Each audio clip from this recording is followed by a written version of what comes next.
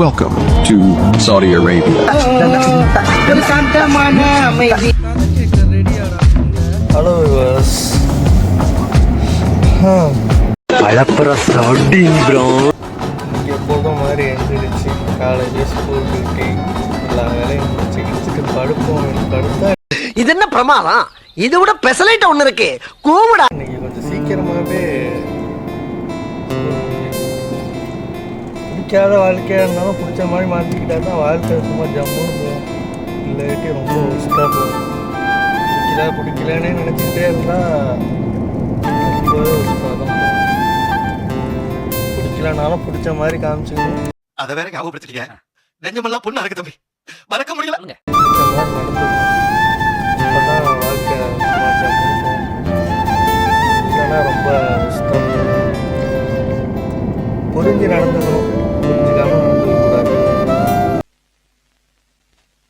Why black? Sham black. எந்த வேலையுமே பிடிக்காம செஞ்சோம்னா ஒரு இன்ட்ரெஸ்டே இல்லாமல் செஞ்சோம்னா அந்த அளவுக்கு நல்லா இருக்காது. அந்த வேலையும் கரெக்டாக இருக்காது. நம்ம மனசும் சாட்டிஸ்ஃபையாக இல்லாமல் தான் இருக்கும். எப்போ நம்ம அதை பிடிச்சி அந்த வேலையை லவ் பண்ணி பண்ணுறோமோ அப்போ கொஞ்சம் ஃபீல் லைக் பெட்டராக இருக்கும். Flashback.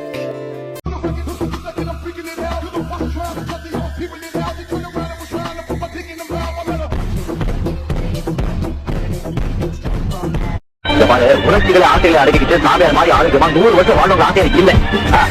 நான் நினைக்கிறத செஞ்சுக்கிட்டு யாருக்கும் கூட்டு இல்லாம ஜாலியா 40 வருஷம் வாழணும்.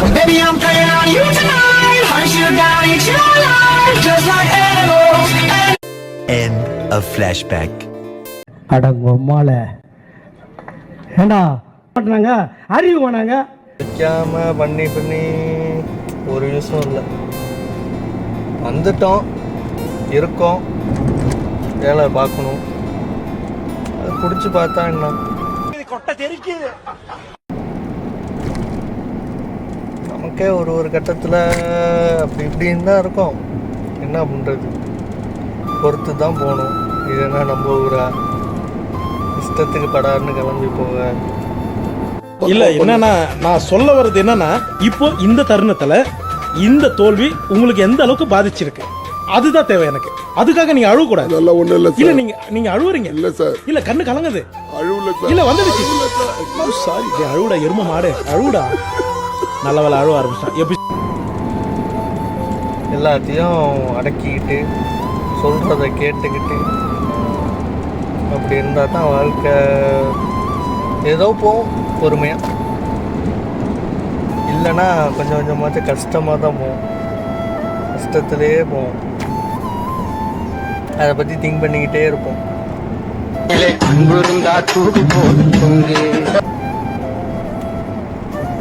இதுதான் வாழ்க்கை, வெளிநாட்டு வாழ்க்கை. காலையில் 6 மணிக்கு எந்திரிக்கணும்.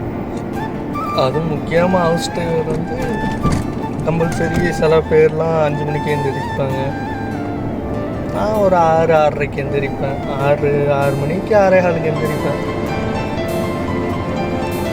ஒரு நைட்டு 12 மணி வரைக்கும் அலாட்டாக இருக்கணும். போலீஸ் மாதிரி.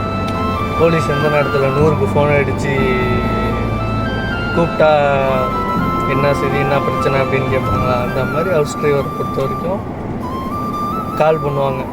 கால் பண்ணி வெளில போகணும் அப்படின்னு கூப்பிடுவாங்க. சடார்னு கிளம்பி போகணும். அதுக்குன்னு அப்பப்போ வந்துக்கிட்டே இருக்காது. இருந்தாலும் நம்ம அன்எக்ஸ்பெக்டடாக நம்ம நினச்சே பார்க்காத நேரத்தில் டக்குன்னு ஃபோனு வரும். இப்போ தான் வந்து சில நேரத்துக்கு வந்து உட்காருவீங்க வேலையை முடிச்சுட்டு, படாருன்னு டக்குன்னு ஃபோனு வரும். இப்போ தானே வேலையை முடிச்சுட்டு வந்தோம் அப்படின்னு யோசிப்போம். திருப்பி படாருன்னு அடுத்த ஃபோன் வரும். இப்படி தான் போவோம் வாழ்க்கை. என்ன பண்ணுறது, இதுதான் ஹவுஸ் டிரைவரோட நிலைமையே. I don't understand your jokes, man. Because it's not a joke. புரிஞ்சு நடந்துக்கிறவங்க ஓகே. புரியாமல் அப்படியே ரொம்ப கில்ட்டியாக பிடிக்காமே பண்ணிக்கிட்டே இருந்தோம்னா ஒன்றுமே பண்ண முடியாது. கஷ்டம் மேலே கஷ்டம்தான். அஸ்ஸலாமு